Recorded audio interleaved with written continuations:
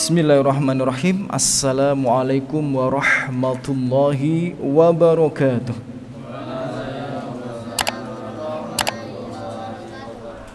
Alhamdulillah. Alhamdulillahi rabbil alamin. Wabihi nasta'in ala umurid dunya waddin. Segala puji hanya pantas kita panjatkan kepada Allah, yang hanya kepada Allah kita memohon pertolongan, yang tidak mungkin kita bisa berhasil, sukses, bahagia kecuali atas pertolongan Allah Subhanahu wa ta'ala. Maka tidak boleh kita bosan dan harus senantiasa memuja dan memuji Allah Subhanahu wa ta'ala atas limpahan rahmat, nikmat dan pertolongan yang Allah berikan kepada kita. Dan tidak lupa kami juga mengajak agar kita memperbanyak sholawat kepada manusia terbaik, yakni Muhammad sallallahu alaihi wasallam. Allahumma sholli wa sallim wa barik ala Muhammad wa ala ali Muhammad. Dan semoga sholawat serta salam juga senantiasa tercurahkan kepada keluarga beliau, anak keturunan beliau, para sahabat beliau, dan wabil khusus terkhusus umat beliau yang senantiasa mengikuti petunjuk dan sunnah-sunnah yang telah beliau tinggalkan. Tayyib, kita masuk pada bab wudu ya. Kita insyaallah akan bahas ya dari awal pengertian wudu, kemudian sifat wudu Nabi Muhammad SAW. Sebelum itu juga kita bahas keutamaan daripada berwudu, kemudian arkanul wudu, rukun-rukunnya itu apa, wajib-wajibnya, sunnah-sunnahnya, pembatal-pembatalnya, insyaallah akan kita bahas ya, untuk menambah wawasan keislaman kita, yang itu semua merupakan salah satu ilmu yang wajib dipelajari oleh setiap muslim. Jadi salah satu ilmu yang sifatnya fardu ain, yakni berkaitan dengan wudu atau toharoh. Tayyib, di pertemuan sebelumnya kita bahas sedikit ya muqaddimah daripada bab wudu ya, ta'rifuhu wa dalil masyru'iyatihi, pengertian dan dalil-dalil disyariatkannya wudu ya. Wudu secara istilah ya, adik-adikku, saudara-saudariku rahimani wa rahimakumullah, bermakna istimalu alma ala a'dha'i makhsusah yarfa bihi ma yamna as-shalah wa nahwiha ya. Pengertian wudu secara istilah adalah penggunaan air ya, penggunaan air terhadap anggota tubuh tertentu ya. Jadi penggunaan air terhadap anggota tubuh tertentu ya, untuk mengangkat apa yang menghalangi daripada sholat dan semisalnya, untuk mengangkat daripada apa yang menghalangi, atau untuk mengangkat apa yang menghalangi daripada sholat atau semisalnya. Jadi air itu kita gunakan ke anggota badan kita yang tertentu, yang dengan penggunaan itu kita dibolehkan untuk sholat dan dibolehkan untuk mengerjakan ibadah yang semisalnya. Itu pengertian daripada wudu secara istilah. Dalil terkait wudu ada dalam Al-Quran, ada dalam hadis, dan juga dalam ijma'. Di dalam Al-Quranul Karim ya, di surat Al-Maidah ayat yang ke-6, Allah Subhanahu wa ta'ala berfirman, ya ayyuhalladzina amanu, wahai orang-orang yang beriman, idza kuntum ilas shalah, jika kalian hendak mengerjakan salat, faghsilu wujuhakum, cucilah, basuhlah muka kalian, wa aidiyakum, dan kedua tangan kalian, ilal marafiq, sampai siku-siku ya, wamsahu biru'usikum, dan usaplah kepala kalian, wa arjulakum, dan basuhlah lagi ya, cucilah lagi ya kaki-kaki kalian, ilal ka'bain, sampai kedua mata kaki. Al-Maidah ayat yang ke-6. Jadi ini dalil disyariatkannya wudu. Jadi wudu itu disyariatkan. Kalau hadis banyak sekali. Misal dalam hadis riwayat Bukhari dan Muslim, Rasulullah SAW bersabda, la tuqbalu shalah ahadikum idza ahdasa hatta yatawaddo. Sesekali tidak akan diterima salat salah seorang di antara kalian ketika berhadas sampai dia berwudu. Jadi orang salatnya itu sampai nangis-nangis, khusyuk-khusyuk ya. Tapi kalau enggak ada wudu, diterima apa tidak salatnya? Tidak. Ya. Orang salat ini walaupun khusyuk, walaupun nangis-nangis, kalau enggak ada wudu ya enggak diterima. Dalam hadis yang lainnya, hadis riwayat Muslim, la yaqbalullahu sholata bi ghairi tahurin wala shadaqah min gululin. Nah, Allah sesekali ya tidak akan pernah menerima sholat tanpa bersuci. Orang sholat gak punya kesucian, yakni gak ada wudu ya. Kalau dia punya hadas besar, gak mandi janabah, gak mandi wajib, maka gak akan diterima sholatnya. Dan Allah ya juga sama sekali tidak akan pernah menerima sedekah dari harta-harta gulul. Gulul itu apa ya? Harta khianat bahasa kita ini. Loh, harta khianat itu gimana Ustaz? Harta khianat itu kalau Anda dipekerjakan jadi guru. Anda dipekerjakan jadi guru, kemudian Anda dapat gratifikasi. Nah, itu namanya harta khianat. Anda sebagai PNS kemudian dapat gratifikasi, itu harta khianat. Jadi tukang kemudian bonnya dimahalin ke toko material, itu namanya harta khianat. Jadi panitia kurban ngambil untung daripada sapi kurbannya tanpa sepengetahuan orang yang nitip uang sapi, itu namanya harta khianat. Jadi kalau bahasa keren kita ini ya gratifikasi lah, menggunakan jabatan untuk mendapatkan keuntungan.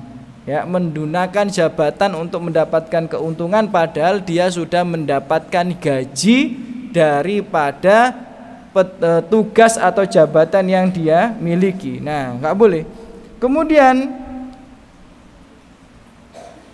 dalam hadis yang lainnya riwayat Tirmidzi, innama umirtu bil wudu, sesungguhnya aku diperintahkan untuk wudu idza qumtu ila shalah, ya jika aku akan mengerjakan salat. Nah, dan hadis yang lainnya juga banyak, tidak bisa kita sebutkan semua. Itu dalil dari sunnah. Dalil Al-Quran tadi sudah, dalil dari sunnah tadi juga sudah. Nah, kemudian ijma ya dalam kitab Al-Awsat karya Ibnul Mundir ya. Kalau kitab Awsat karya Ibnul Mundir ini sering disampaikan ajma'ul ulama, ajma'ul ulama, ajma'ul ulama kayak gitu ya. Jadi di sini dikatakan wa ammal ijma' faqad ittafaqa ulama al-ummah ala anna shalah la tajzi illa bi thaharah idza wajada sabil ilaiha.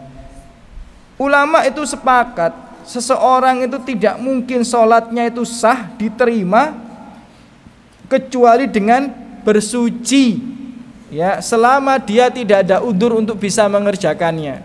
Jadi kalau nggak ada udzur dia bisa wudu, tapi dia nggak mau wudu, ijma ulama seluruh dunia sholatnya tidak diterima. Nah, kemudian ikhwati fillah, saudara-saudariku rahimani rahimakumullah, ya itu pengertian dan dalil disyariatkannya wudu. Kita masuk pada poin berikutnya, yakni keutamaan daripada wudu. Keutamaan daripada wudu. Yang pertama, wudu ya atau bersuci merupakan setengah daripada keimanan atau merupakan bagian besar daripada keimanan kita, yaitu keutamaan yang pertama ya berdasarkan dari hadis itu Abu Malik ya Al-Asy'ari itu ya qol ya berkata Rasulullah sallallahu alaihi wasallam at-tahuru syatrul iman, bahwa bersuci itu sebagian atau setengah daripada keimanan. Jadi jangan remehkan bersuci. Maka daripada itu, ini salah satu hadis yang menunjukkan bersuci itu wajib untuk dipelajari. Jangan sampai daripada kita tidak tahu tata cara bersuci dengan baik dan benar. Padahal keimanan kita sebagian besarnya itu ditentukan dengan bab bersuci atau toharoh. Maka saya heran kalau ada yang sudah dewasa belum bisa wudu seperti wudunya Nabi. Kalau sudah dewasa belum bisa mandi wajib seperti mandi wajibnya Nabi. Kalau sudah dewasa belum bisa membersihkan najis seperti yang diajarkan Nabi. Nah ini repot.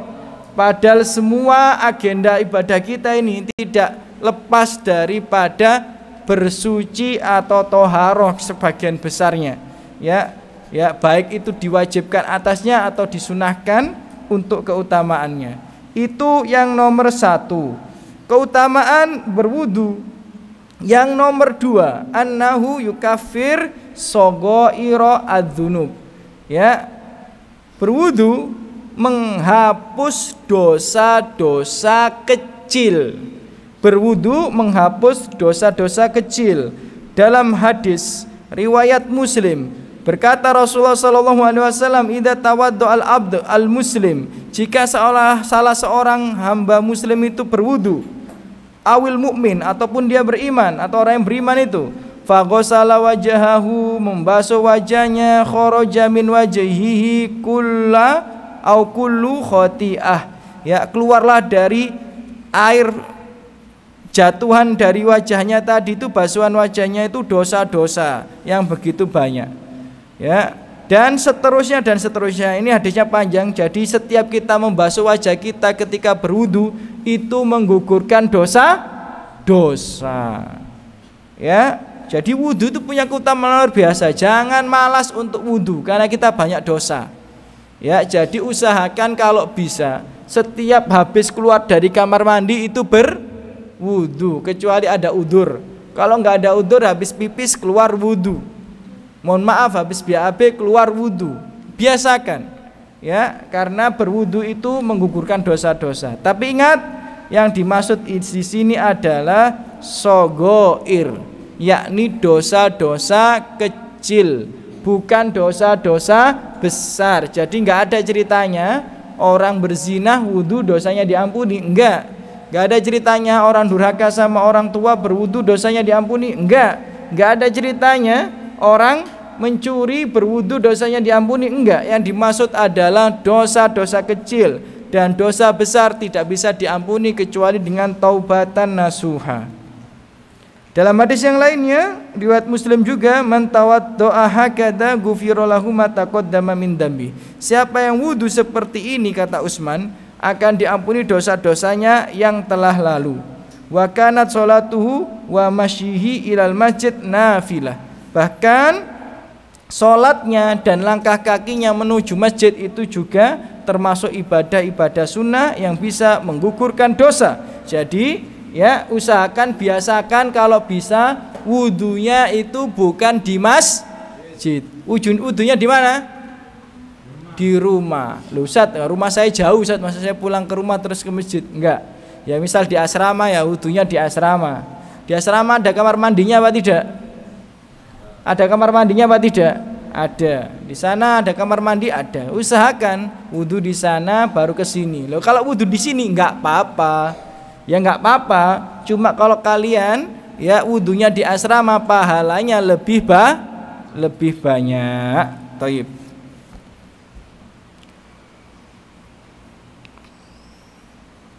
Dan banyak dalil yang lainnya yang menjelaskan berwudu itu menghapuskan dosa. Enggak bisa kita baca semuanya. Kita masuk poin yang nomor 3, keutamaan wudu yang nomor 3 adalah annahu yarfa' darajatil abad. Wudu itu mengangkat derajat seorang hamba. Ya, sebagaimana kata Nabi Muhammad SAW, Allah adulukum ala ma yamhullah bihi al-khotoya wa yarfa' bihi ad-darajat. Qalu bala ya Rasulullah. Apakah ingin aku beritahukan kepada kalian sesuatu yang bisa menghapuskan dosa-dosa kalian dan sesuatu yang bisa mengangkat derajat kalian menjadi lebih mulia? Berkata para sahabat, tentu saja ya Rasulullah. Apa itu? Berkata Rasulullah SAW, isbagil wudu alal makarih, ya, wa kasratil khata ilal masjid wantidoris sholat ba'da sholat fadzalikum ar-ribat, fadzalikum ar-ribat, fadzalikum ar-ribat. Nah, ternyata dosa kita ini bisa berguguran dan iman kita bisa ditingkatkan oleh Allah Subhanahu wa taala dengan cara apa? Isbagil wudu. Beda ya. Melakukan wudu dengan isbagil wudu itu beda.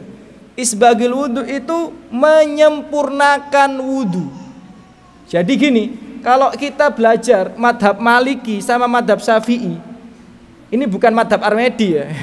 Ini madhab Maliki sama madhab Maliki sama Syafi'i, dan mayoritas ulama kumur-kumur ya, istinsyak, masukin air ke dalam hidung, basuh tangan, itu sunnah, bukan masuk kategori wajib. Dalam madhab Syafi'i dan Maliki, yang wajib itu basuh muka. Jadi kalau kita tiba-tiba wudhu basuh muka 3 kali, basuh tangan kedua tangan sampai siku 3 kali, ngusap kepala sekali, basuh kaki 3 kali cukup. Ini madhab siapa? Mayoritas, atau Syafi'i dan Maliki. Nah, itu sudah sah enggak? Sudah sah. Tapi apakah sempurna wudunya? Tidak, karena dia meninggalkan yang sunnah. Ya, wudunya sah tapi enggak sempurna.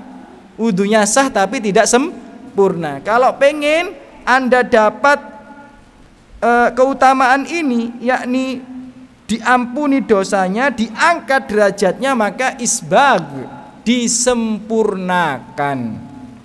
Jadi wudu itu kan sifatnya nanti akan kita bahas ya. Itu kalau Anda kerjakan semuanya, itu akan menghapus dosa-dosa dan mengangkat derajat. Mulai dari basuh tangan terlebih dahulu, mulai dari nanti basuh wajahnya itu seperti apa, kalau ada jenggotnya itu seperti apa cara basuh Nabi. Ya, kemudian tangan itu bagaimana sampai siku basuhnya itu seperti apa, ya, kemudian istinsyak itu seperti apa, kumur-kumurnya Nabi itu seperti apa. Jangan kalian wudu kayak ngupil-ngupil. Nah, salah ini. Banyak di antara kita wudu ini ya mau istinsyak masukin air ke dalam hidung, caranya ngupil, mboten disedot airnya itu ya.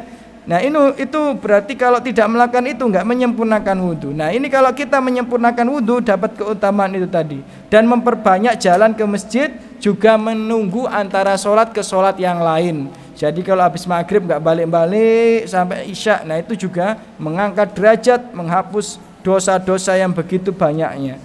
Kemudian keutamaan yang nomor 4, annahu sabilu ilal jannah, ya, bahwa berwudu itu jalan menuju surga Allah Subhanahu wa taala, ya, jalan menuju surga Allah Subhanahu wa taala. Bagaimana tidak, ada hadisnya banyak, enggak bisa kita sebutkan semuanya, satu aja yang riwayat Muslim dan Nasa'i. Kata Rasulullah sallallahu alaihi wasallam, man tawaddaa fa ahsanal wudu summa shalla rakaatain. Siapa yang berwudu, menyempurnakan wudunya. Saya ulang sekali lagi ya, menyempurnakan wudunya, enggak asal-asal wudunya. Karena banyak di antara kita wudunya asal-asal, enggak sempurna, enggak seperti wudunya Nabi. Kemudian summa shalla rakaatain, salat dia 2 rakaat setelah wudu itu. Ya. Yuqabilu alaihima biqalbi wa wajhi. Wa wajabtu lahu al jannah, ya. Yang sedemikian itu ya akan dijadikan bersih hatinya, dijadikan bersih wajahnya, dan diwajibkan atasku, ya, ya, wujibat, bukan ya, diwajibkan atasnya lahul jannah, ya, baginya surga, ya. Jadi kalau kita sering-sering wudu kemudian sholat 2 rakaat, sholat 2 rakaat ini sholat apa Ustadz? Ya, sholat ba'da wudu, seperti yang biasa dilakukan oleh Bilal, ya. Tapi ya kan sholat sunnah itu bisa dijamak, ya, sholat sunnah itu bisa dijamak niatnya selama sama-sama sholat sunnah. Jadi Anda ba'da wudu kemudian sholat tahiyatul masjid, sholat qobliyah subuh plus sholat sunnah ba'da wudu, cukup 2 rakaat saja, niatnya dijamak, enggak apa-apa. Sama kayak puasa sunnah. Puasa sunnah misal nanti ada puasa Muharram misalnya bareng pas Senin Kemis, diniatkan puasa Senin Kemis, diniatkan puasa 10 Muharram, ya enggak apa-apa, dapat pahala double. Jadi kalau sama-sama sunnah bisa diniatkan dalam satu niat. Tapi kalau sholat wajib dan sholat sunnah nggak bisa diniatkan dalam satu niat. Taib. 1, 2, 3, 4, 5. Keutamaan yang nomor 5 daripada wudu annahu alamah tumayyiz hadil ummah inda wurudil haud. Ya, wudu itu adalah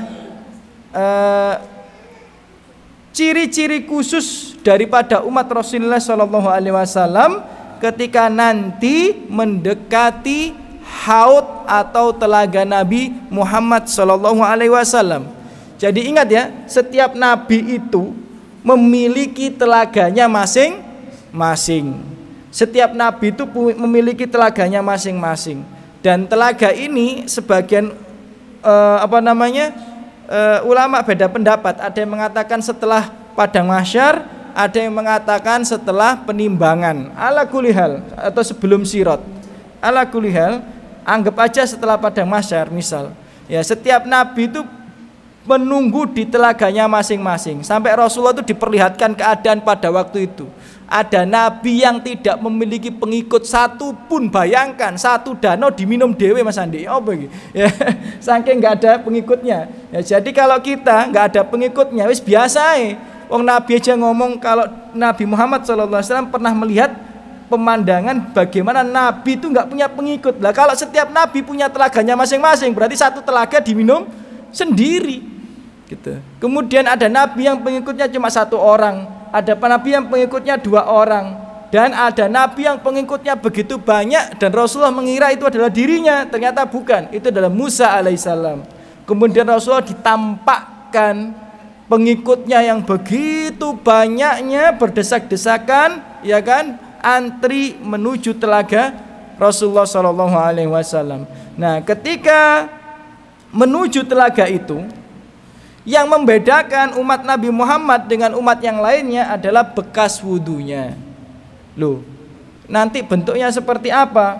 Ya kalau dalam hadis ya guru muhajjalina fi asari sujud itu, jadi kalau jenengan lihat ada kuda, kemudian biasanya di kepalanya kan ada corak putih. Nah, itu istilahnya seperti itu. Jadi kalau ada kuda yang lainnya banyak, kuda antum itu ada corak putih di kepala, itu kan kelihatan di antara kuda-kuda yang lain. Nah, jadi bekas wudhu kita itu akan menjadi pembeda kita dengan umat yang lainnya. Jadi nggak ketuker telaganya, ya nggak ketuker telaganya, nggak ketuker Nabi mengakui umatnya, ya itu dari bekas wudhunya. Tapi walaupun umatnya Rasulullah ini nanti kelihatan dari bekas wudhunya, kata Rasulullah SAW dalam hadis riwayat Ahmad itu bahwa akan banyak sekali umat Rasulullah yang diusir dari telaga, ya, yang diusir dari telaga. Loh kenapa? Bahkan Rasulullah sampai bertanya-tanya, kenapa kok diusir gitu? Kan dia bagian dariku. Ya, kata malaikat kepada Muhammad SAW, ya Muhammad, annaka la tadri ma hadasa ba'dah. Ya, wahai Muhammad, engkau tidak tahu apa yang terjadi sepeninggalmu. Hal-hal baru yang telah terjadi sepeninggalmu. Ya, hal-hal baru ini apa? Kata para ulama, maknanya 2 ulama hadis. Yang pertama, hal-hal baru ini adalah kesyirikan, karena di zaman Rasulullah kesyirikan sudah di bumi hanguskan, ya. Dan yang kedua, hal-hal baru ini adalah bid'ah atau bid'ah. Jadi orang-orang yang jatuh ke dalam kesyirikan dan bid'ah, mereka terhalang untuk meminum telaga Nabi. Padahal satu teguknya bisa menghilangkan dahaga selama-lamanya. Padahal kita butuh, ya, suplai minuman untuk melanjutkan perjalanan akhirat yang begitu panjang itu, ya. Tapi tertolaklah orang-orang itu karena mereka jatuh ke dalam kesyirikan dan bid'ah. Nah, itu yang nomor 5. Keutamaan yang nomor 6, annahu nur lil abdi yaumal qiyamah. Bahkan wudu itu adalah cahaya bagi seorang hamba di hari kiamat, ya. Dalam sebuah hadis, ya, tabluk al-hilyah minal mu'minin haitsu yabluk al-wudu, ya. Kemudian ulama hadis mengatakan apa yang dimaksud itu? An-nur yaumal qiyamah. cahaya seorang mukmin itu akan terpancar selama mereka menyempurnakan wudunya di dunia, dalam kurung ya, di dunia, karena nggak mungkin kita wudu di akhirat gitu ya. Jadi cahaya kita ini akan terpancar. Kapan kita membutuhkan cahaya? Ada beberapa tempat kita membutuhkan cahaya. Yang pertama, ketika kita dibangkitkan di padang mahsyar itu, Bapak Ibu ya, saudara-saudariku rahimakumullah, seseorang itu bisa melihat apakah dia masa depannya suram atau masa depannya cerah itu dari kondisi dia. Karena orang itu dibangkitkan sesuai keadaannya masing-masing. Ya, ada orang dibangkitkan di padang mahsyar itu ya gelap, kusut, lesuh.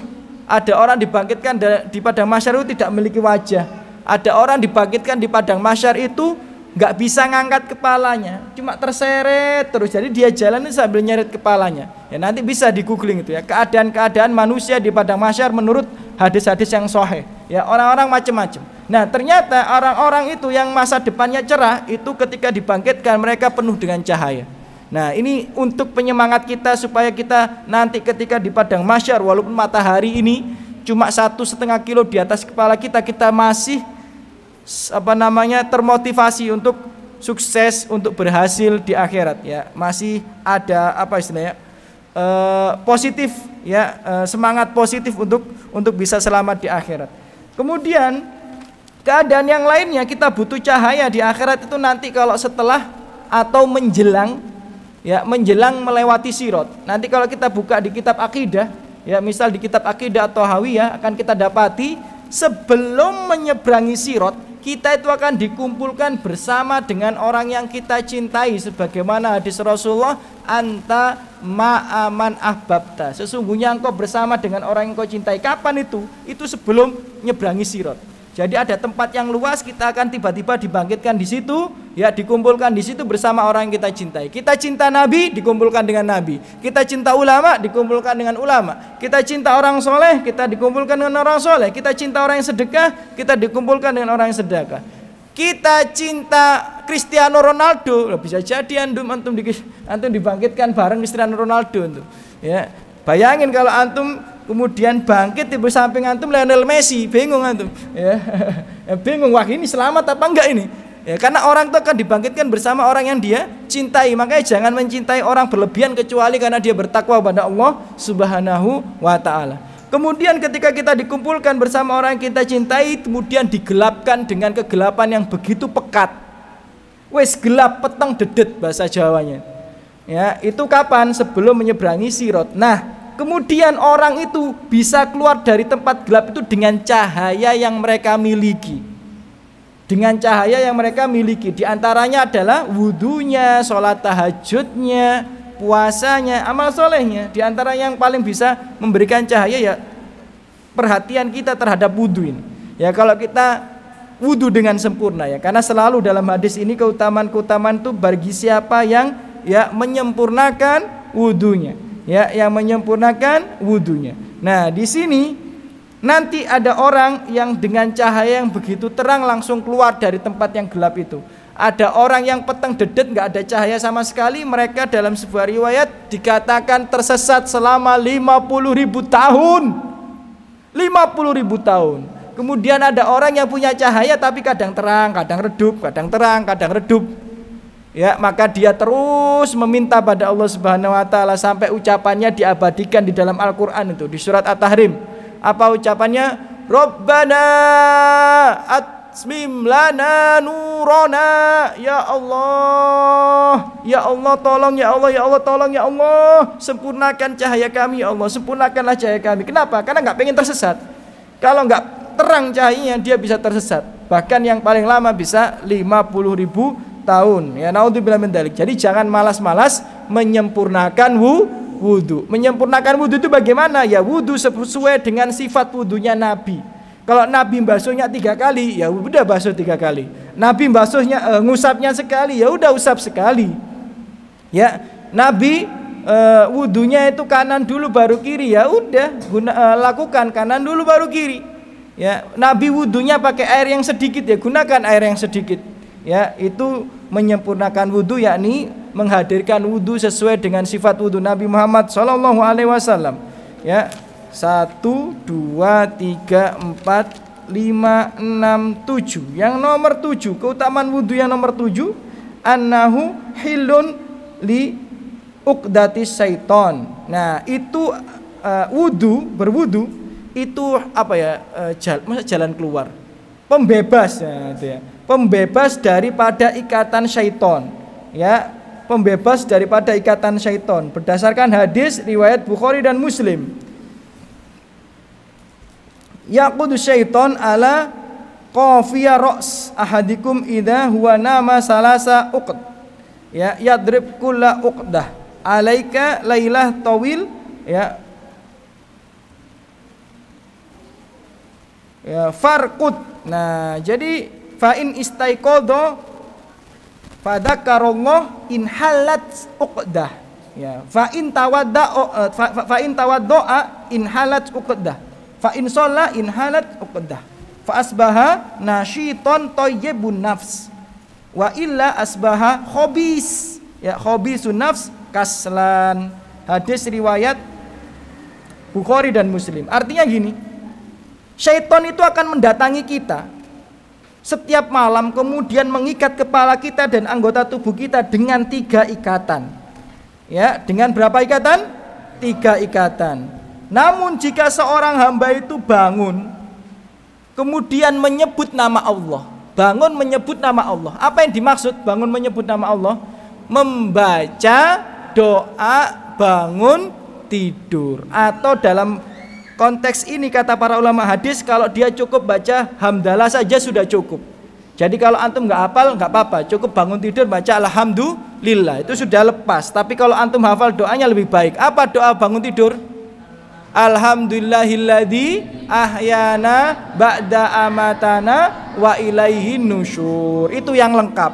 Tapi kata para ulama kalau cukup baca alhamdulillah sudah fakafa, sudah cukup ya, lepas 1 ikatan, masih ada 2 ikatan. Kemudian kalau dia berwudu maka lepas ikatan yang lainnya, ikatan yang kedua. Kemudian dia sholat maka dia lepas ikatan yang ketiga. Fa asbaha nasyiton. Nah, kalau dia melakukan 3 hal itu, mengucapkan hamdalah, berwudu, sholat, maka dia akan menjadi hamba yang semangat, ya, yang menghabiskan harinya dengan baik gitu ya. Kalau tidak, maka dia akan menjadi orang yang jelek, yang malas ya. Ini hadis riwayat Bukhari dan Muslim. Keutamaan wudu. Keutamaan wudu yang terakhir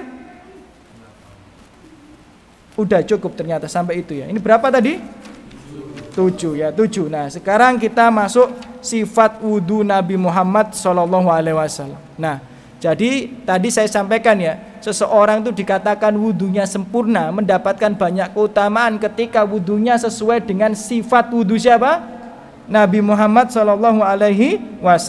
Nah, dalam sebuah hadis riwayat Bukhari dan Muslim, Utsman bin Affan pernah ngajari sahabat gimana cara atau sifat wudu Nabi Muhammad SAW yang benar itu seperti apa. Ya, setelah berwudu seperti wudunya Nabi, ya, kemudian Utsman berkata, man tawaddo'a nahwa wudu'i hada, siapa yang berwudu persis seperti wudu yang aku contohkan ini, tsumma shalla rakaataini, kemudian sholat 2 rakaat, la yahdas fihi ma nafsah, kemudian tidak melakukan hal-hal yang tidak bermanfaat di antara kedua amal tadi, yakni wudu dan sholat itu, ghufira lahu ma taqaddama min dambi, akan diampuni semua dosa-dosanya yang telah lalu.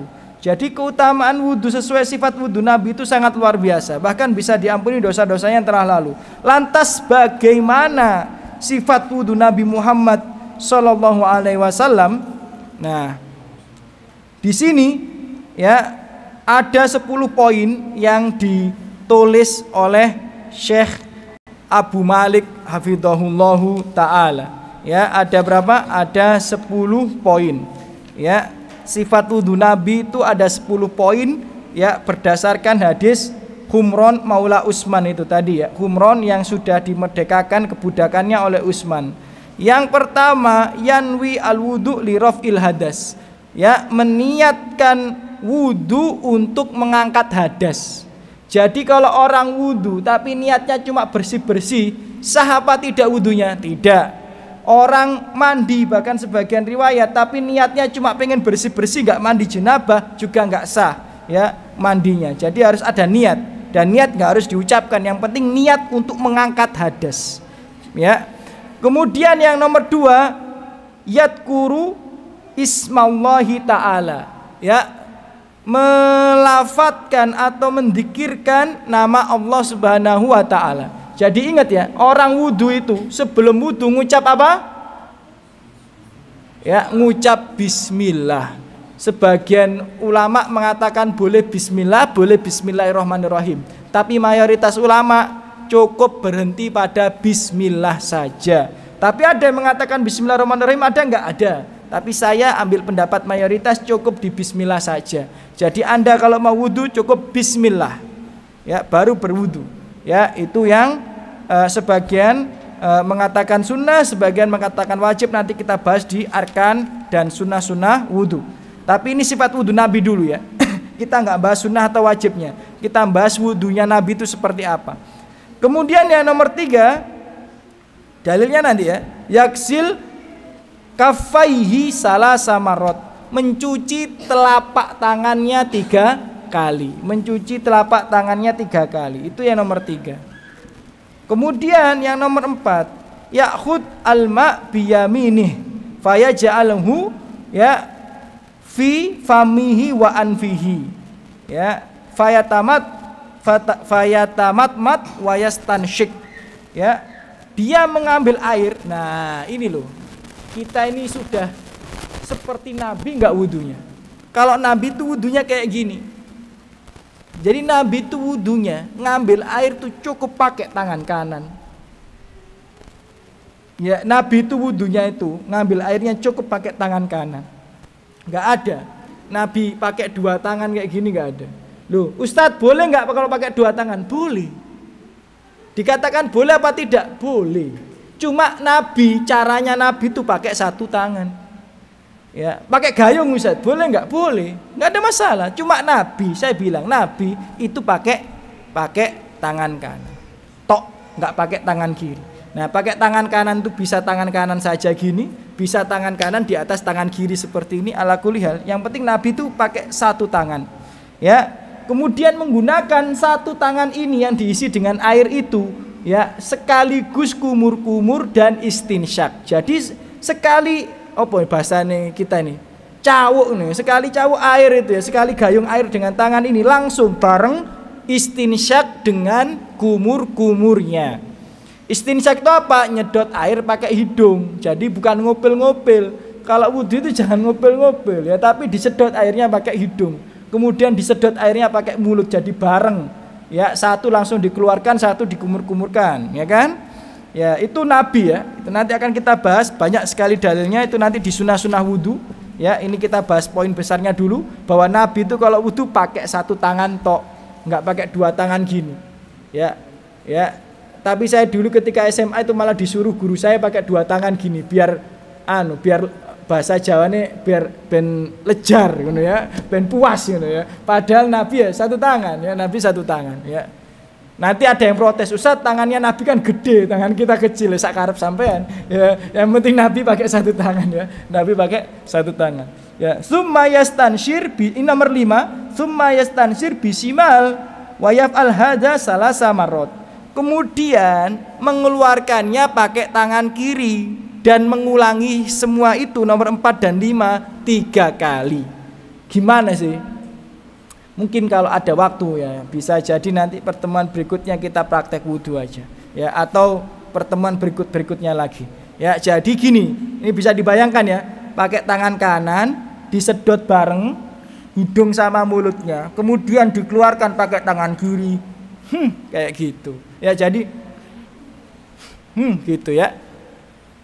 Nah itu Nabi caranya seperti itu ya. Jadi bukan gini, wah, disembunyi nang kancane gitu ya. Enggak ya. Enggak ya. Jadi bukan disembunyi nang kancane atau sampai buah gitu, enggak gitu ya. Jadi pakai tangan kiri ya, ala kulli hal. Kemudian nomor 6, yaksil wajahu ya kullah salasa marot ma'a takhlili al-lihyah, membasuh wajah 3 kali dengan menyeluruh bersamaan dengan tahlilul lihyah. Tahlilul lihyah itu apa? Menyela-nyela jenggot. Yang punya jenggot, yang nggak punya jenggot apa yang disela-sela? Nggak usah ya, tapi yang punya jenggot ya, Nabi itu disela-sela seperti ini. Ya, disela-sela seperti ini. Itu pun yang jenggotnya panjang banyak gitu. Kalau jenggotnya tipis ya nggak ada yang sela-sela juga ya gitu ya. Ini kan Nabi kan jenggotnya lebat. Ya, kemudian yang nomor 7, yaksil yadaihi al-yumna summal yusra.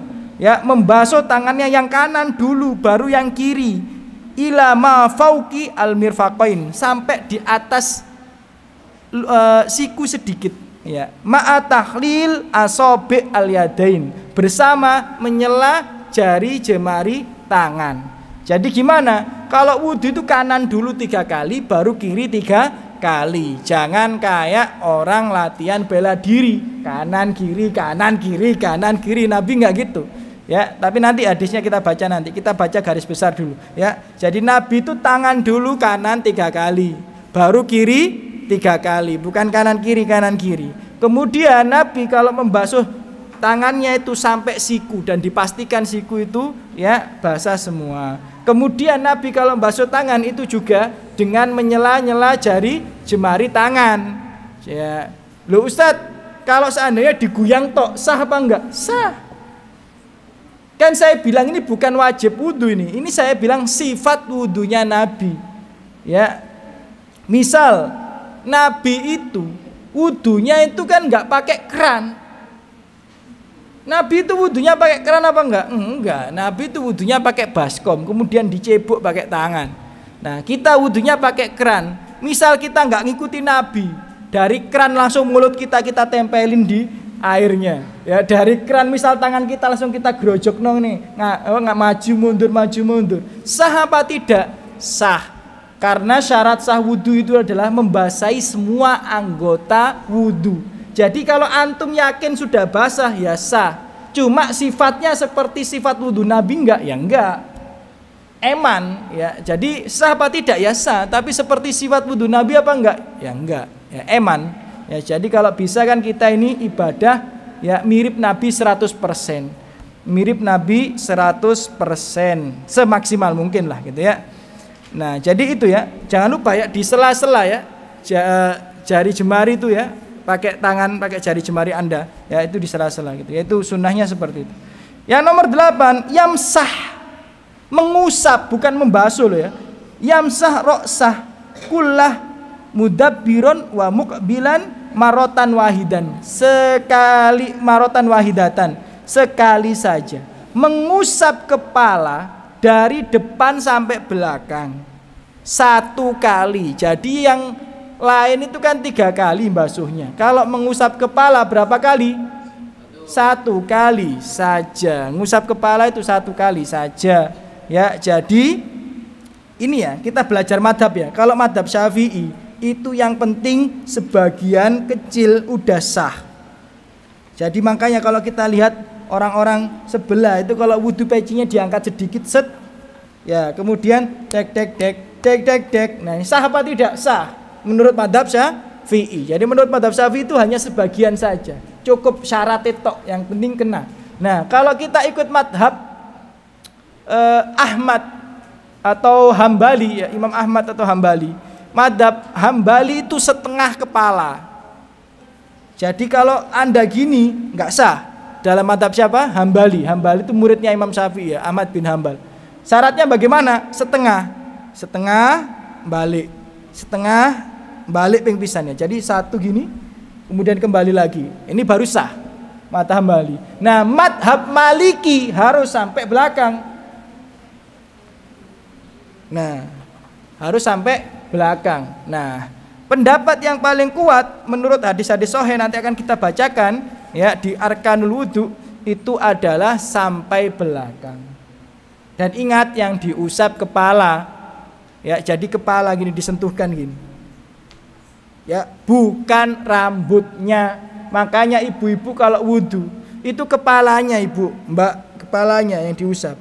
Bukan rambutnya kayak iklan sampo Pentin, ya kemudian dibuka kerannya kemudian gini-gini. Nah itu namanya iklan sampo, itu bukan wudu. Ya wudu itu gini, diusap kepalanya kayak gini. Bukan ya kerannya terus digini-ginikan, itu iklan sampo namanya. Ya bukan wudu. Ya jadi seperti itu ya, seperti ini sekali 1, 2. Ya jadi kepalanya. Loh kalau botak Ustadz sama aja, botak nggak botak sama aja ya. Ya, botak nggak botak sama aja. Ala kulli hal. Nah, kemudian nomor 9 yamsah udunaihi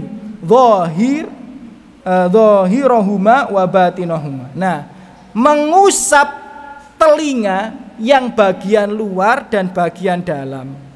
Ya, bagian luar dan bagian dalam. Loh bagaimana? Nabi itu kalau wudu ya, yang jempol itu digunakan untuk ngusap luar, yang telunjuk itu digunakan untuk ngusap dalam, dan sekali aja. Jadi misal ini tinggal ngusap ya, cuma gini aja. Ya, boleh dalamnya dulu, boleh luarnya dulu. Misal dalamnya gini set, baru luar. Sekali aja. Ya, set diusap gini. Nah, sekali. Ya, jadi yang luar pakai apa? Pakai jempol. Nabi melakukan seperti itu. Nanti kita bahas hadisnya. Yang terakhir yang nomor 10 yaksil qadamaihi ma'al ka'bain, membasuh kaki sampai mata kaki, ma'a tahlil asabi al-qadamain, sama menyela-nyela jari jemari kaki. Jadi dibasuh, dicuci kakinya sampai mata kaki saja. Ada, saya nggak tahu ini bener apa enggak ya. Saya dulu SMA punya teman anak LDII, itu kalau wudu sampai lutut. Ya, sampai lutut, wudunya sampai lutut. Tak tanya lu, kamu kok wudu kok sampai gitu? Iya, ini yang paling bagus kayak gini. Waduh, ya nggak gitu juga. Kalau lebih bagus, lebih banyak, mending kalau gitu sampai paha sekalian aja. Ya, jadi lebih banyak belum tentu lebih bagus. Ya, lebih banyak itu belum tentu lebih bagus gitu ya. Nanti kalau lebih bagus gini mesti berarti wudunya sampai kelek mesisan gitu ya. Ya, kalau lebih banyak lebih bagus berarti ngusape bukan sampai kepala, sampai leher sampai dada sekalian kayak gitu. Enggak gitu konsepnya. Ya, kalau antum bikin nasi goreng 1 sendok garam sudah cukup, ngapain? Wah, berarti kalau 5 sendok lebih bagus ya, enggak lah. Yang paling bagus itu sesuai takaran.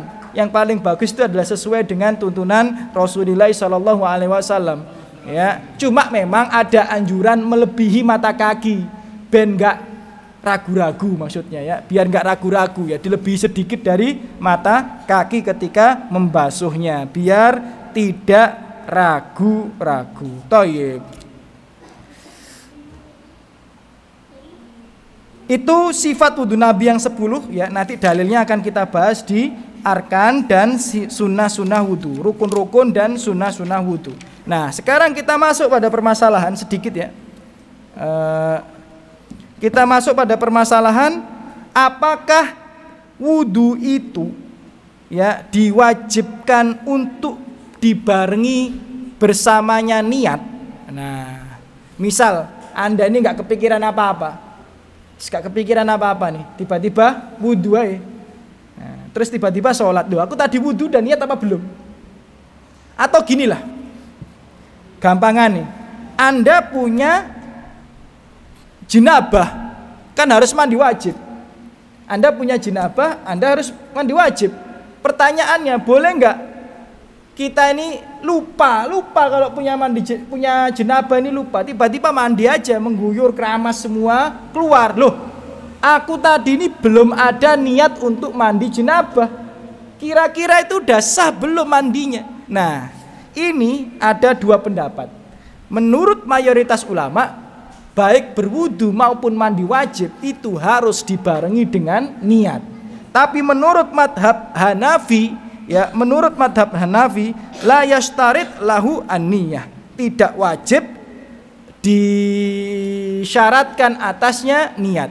Jadi orang misal ada jenabah tiba-tiba nyemplung nang kolam renang, biur, kemudian keluar, ya nggak ada niat sama sekali, ya kemudian dia mandi dan sebagainya, kemudian dia baru inget, loh aku tadi junub terus bagaimana ya, aku belum ada niat mandi tapi aku udah mandi, apakah dia harus balik lagi apa enggak?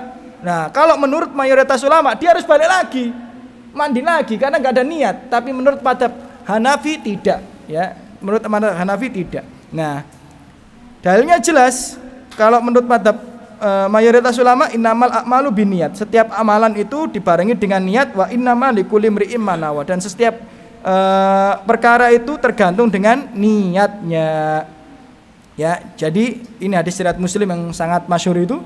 Ya, ini pendapat mayoritas ulama, Syafi'i, Ahmad, Malik, Abu Saur, Dawud dan lain sebagainya rahimahumullahu taala. Jadi Anda itu harus ada niat. Kalau mau mandi wajib harus ada niat untuk mandi wajib. Ya, Anda wudu harus ada niat untuk mengangkat hadas kecil dan niat mengangkat hadas besar untuk mandi wajib. Dan niat tentu saja pendapat mayoritas ulama tidak perlu dilafadzkan. Karena seandainya setiap ibadah itu dilafadzkan repot.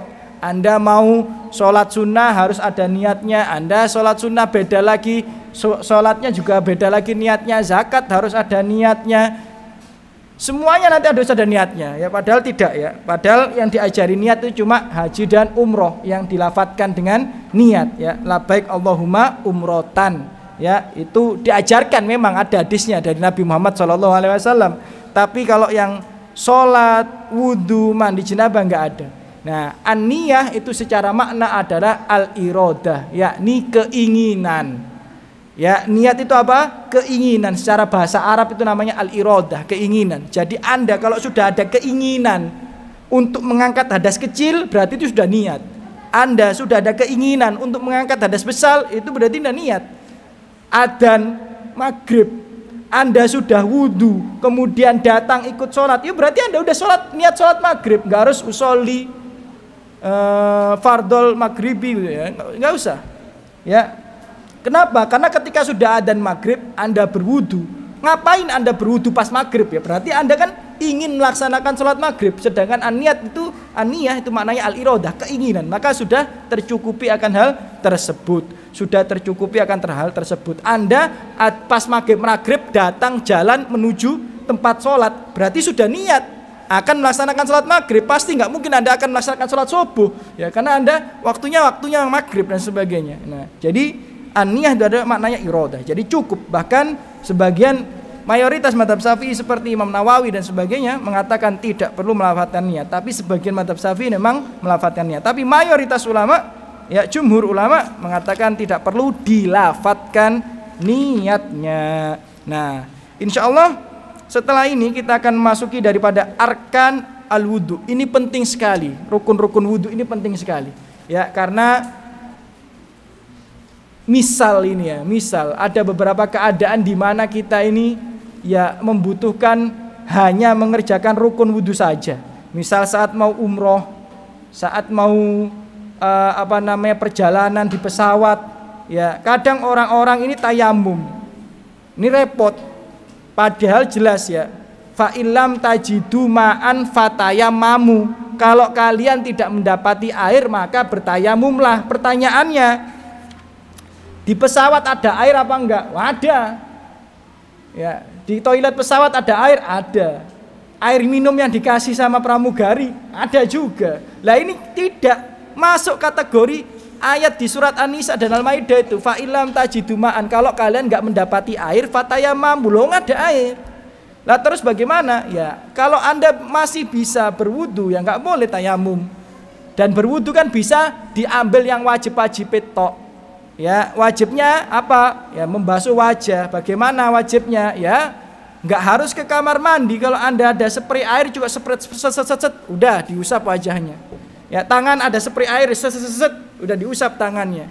Ya, kaki kalau pakai kaos kaki bahkan nggak usah dispray, ya cukup diusap dikit aja. Ya, jadi mudah sebenarnya. Tapi kalau dibarengi dengan ilmu, banyak orang karena tidak dibarengi dengan ilmu jadi salah kaprah, nggak sah. Misal nanti akan kita bahas ya, setelah bab wudu itu ada bab tentang mengusap. Banyak orang di rumah sakit tangannya patah pakai gip tayamum. Banyak orang di rumah sakit kakinya patah pakai gip tayamum. Banyak orang di rumah sakit tangannya kebakar kemudian diperban tayamum. Ini menurut mayoritas ulama nggak sah tayamumnya. Loh kok bisa? Ya mereka tetap wudu. Misal naudzubillah min dzalik, tangan saya patah di gip sebelah kiri. Yang saya lakukan adalah wudu seperti biasa. Pas tangan kiri diusap. Ini tata cara yang benar. bukan langsung tayamum. Di mana aturannya? Nggak ada itu. Kecuali benar-benar susah. Tapi kalau cuma misal nih tangan kena luka bakar diperban, ya wudhu seperti biasa. Yang diperban itu diusap dikit aja sebagai syarat. Nah itu cara berwudhu dengan benar, bukan langsung diganti dengan tayamum. Banyak orang nggak paham, akhirnya nggak sah. Ya, karena kaidahnya seperti itu. Maka penting ibadah itu harus dibarengi dengan ilmu. Ya, tanpa ilmu ibadah itu akan berantakan. Maka daripada itu syarat diterimanya ibadah itu dua. Yang pertama itu ikhlas, yang kedua ittiba. Ikhlas itu dilakukan karena Allah. Kita sholat nggak karena Allah, walaupun capek sholat ya nggak dapat pahala. Yang kedua ittiba, sholatnya harus ngikut Nabi. Ya, walaupun sholatnya ikhlas karena Allah, tapi sholat maghribnya 7 rakaat ya nggak diterima. Ya, sama ya, walaupun ikhlas karena Allah tapi sholat nggak pakai wudhu ya nggak diterima. Ya, jadi harus ikhlas dan ittiba. Itu akan kita bahas secara detail di pertemuan berikutnya tentang rukun-rukun wudhu yang banyak masyarakat kita baik yang kecil maupun dewasa nggak paham. Sunnah-sunnah wudhu, pembatal wudhu. Ya, insya Allah akan kita bahas di pertemuan berikutnya. Aku qouli hada, apabila ada salah kata, sikap dan sebagainya itu dari saya pribadi, lebihnya dari taufik Allah Subhanahu wa taala. Ya, alhamdulillah wassalatu wassalamu ala Rasulillah. Semoga yang hadir di sini Allah balas dengan sebaik-baiknya balasan, diangkat derajatnya, diampuni dosanya, dilimpahkan rahmat rezekinya, ya, diangkat masalah musibah penyakit yang menimpa dirinya maupun keluarganya.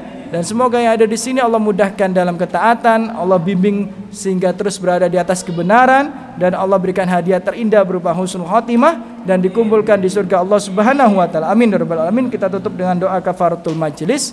Subhanakallahumma wa bihamdika asyhadu an la ilaha illa anta astaghfiruka wa atubu ilaik. Assalamualaikum warahmatullahi wabarakatuh.